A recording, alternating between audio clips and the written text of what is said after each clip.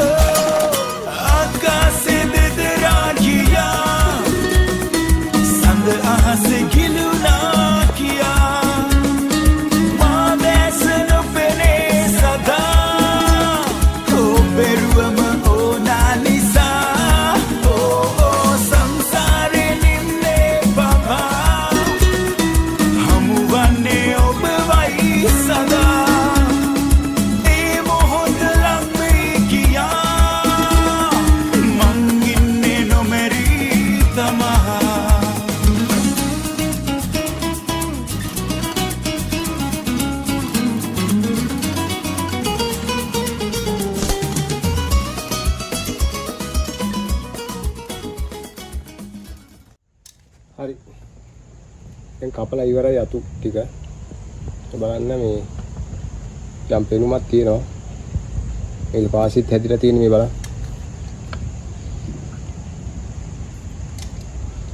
ඒකට මේක මේ ආයේ දඩු වැවෙන්න අරිනවා. ඊට පස්සේ මේ දඩු ටික මං උඩින් කපලා පොඩි හැඩයක් පෙනුමක් ගන්න තමයි යන්නේ.